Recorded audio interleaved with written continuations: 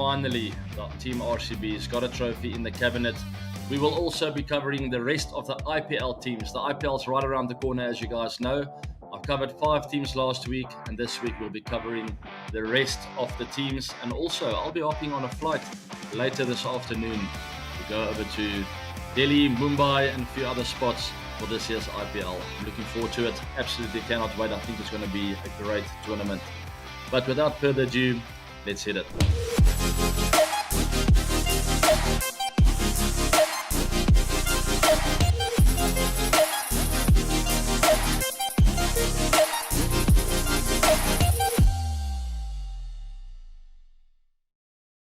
We are the champions. The trophy is home for Bangalore RCB. Team RCB played an incredible finals against the Delhi Capitals women's team. Smriti and Elise Perry and Team RCB doing us so proud. Keeping their nerve in a very tricky chase. I felt that it was a tricky total. Obviously, the Delhi Capital women's team didn't score a big total, but those in-between totals are generally pretty tough to chase, and it proved to be very tricky at the end. Only getting those final runs with 3 balls to spare. But Elise Perry was simply phenomenal throughout this tournament. Wherever she goes, things turn to gold. And that golden trophy is finally in Bengaluru. All Bengaluru fans out there, I know you guys are the best fans in the world. You deserve this. And I'm so happy as an RCB man myself that we finally got some silverware there in the cabinet. And this team just performed absolutely stunningly throughout the tournament, playing well under pressure, and that final total was really tricky. And they did manage to look after the pressure situations in that final. 82 not out says here, this is beyond crazy. And referring to a video of the fans, and I talked about the best fans in the world, and this proves it. Let's have a look at this.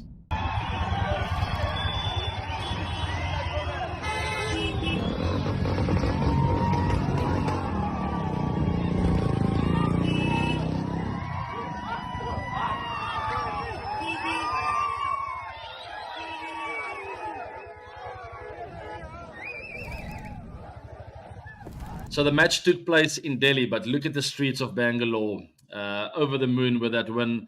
Finally, the trophy is coming home. As I said, it's SALA Cup NAMDU. And well done to the RCB women's team. And like any good relationship between man and women, it's the women that lead the way. So for the men now in RCB's team, it's time to shine, guys. The women put up their hands first here, which is fantastic.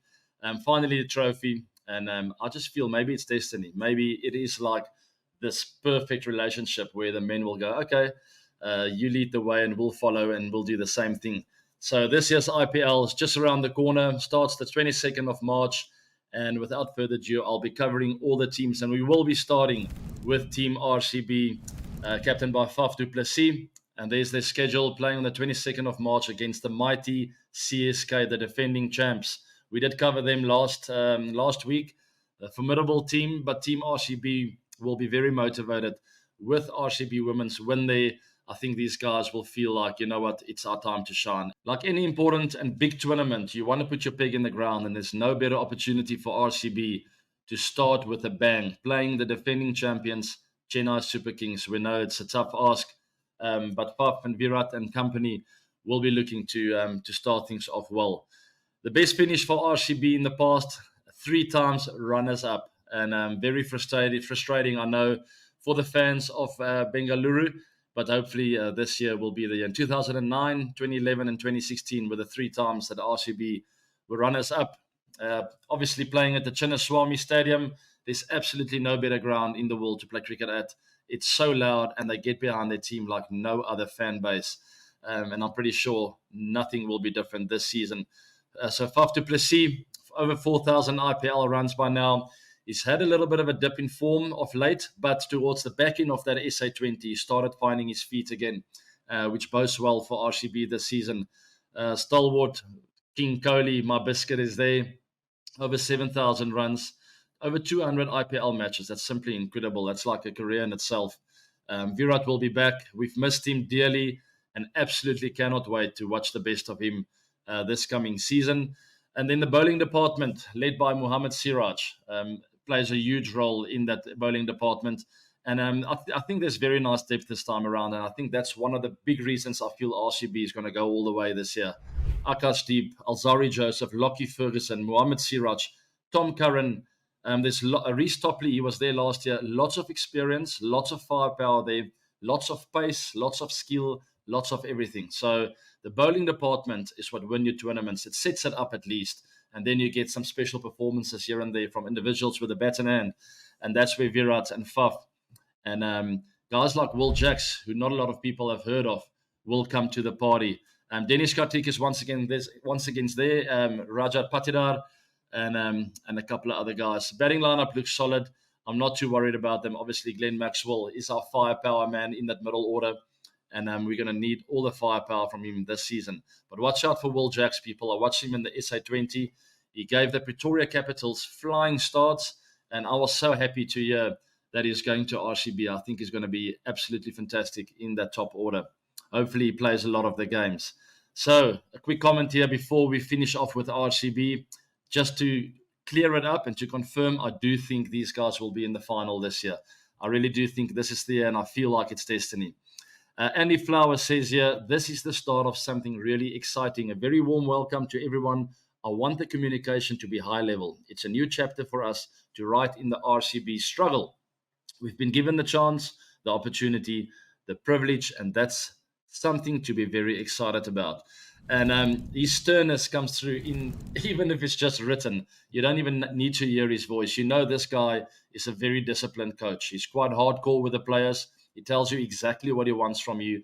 Sometimes it really brings out the best in most players. I've certainly enjoyed that. Good communication. Let the player know where he stands. Let him understand his role. And that's maybe something that has been lacking throughout the years with Team RCB. And this could be the answer. Coach Andy Flower teaming up with Puff, with Virat, Maxi, and some of the senior players. And hopefully this will be the year. SALA Cup NAMDU, but SALA Cup NAMDU. We move on then to the Delhi Capitals. For the Delhi Capitals, it's an all-star team. They have had disappointing finishes in the last 5 to 6 years, considering the names that they have on this team sheet. It's always looked like a world beater of a team, led by Rishabh Pant, who makes his comeback. It's a fantastic story, and it's great to see him back. The son of New Delhi will be watched by thousands around India and around the globe again, and by me. He's number 17. He's got number 17 on his back. I used to have 17 on my back. There's a bit of chemistry, and I absolutely love watching this guy play. It's great to have him back. He scored an IPL 100. Maybe this will be the season for number 2, 3, maybe even 4. Who knows? Maybe it's written in the stars for him to come back and to come back with a bang. Obviously coached by Ricky Ponting. He showed signs of frustration in that last season, but this could be the season that they cross the line. It's great to see him back. I thought that he would maybe get to a stage where he was going to call it and say, listen, guys, I'm not getting the reaction that I want from the players. Maybe it's time for me to move on. But as we know, Ricky Ponting, as he's known for, or known as punter, is not a guy that gives up very easily. And it's great to see him back, or still there with the Delhi Capitals at least. They start against the Punjab Kings on the 23rd of March. It's a day game, 3:30 p.m. there, IST. Absolutely exciting stuff. And that's going to be a great game. Then the young gun to watch out for, Tristan Stubbs, South African. He had a very good SA20 tournament. The year before that, he was a little bit out of form. But this year, he's put up his hand and he showed signs of what he's capable of, which is fantastic to see. I think he's a very talented young player. He hits the ball very, very hard.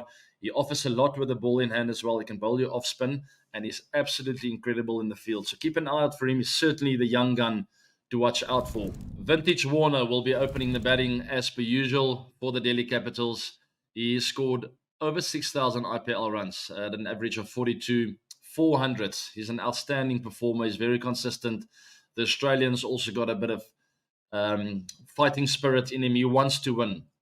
I remember clearly for the Sunrisers Hyderabad when he was captain, he was incredibly motivated, and that's the way he plays his game. And he's always got a point to prove, and I feel he's got a point to prove with the Delhi Capitals this year, playing under Ricky Ponting. Rishabh is back, and he will be very motivated to give Delhi Capitals a good start and to win some games with a bat in hand for them and to bring that energy in the field. He's got a lot of experience. He's recently showed signs of finishing off completely with the international scene, which will urge him even more to show more energy at the IPL and to give absolutely everything and leave everything on the table. He plays well in India. He always has. He had a very good World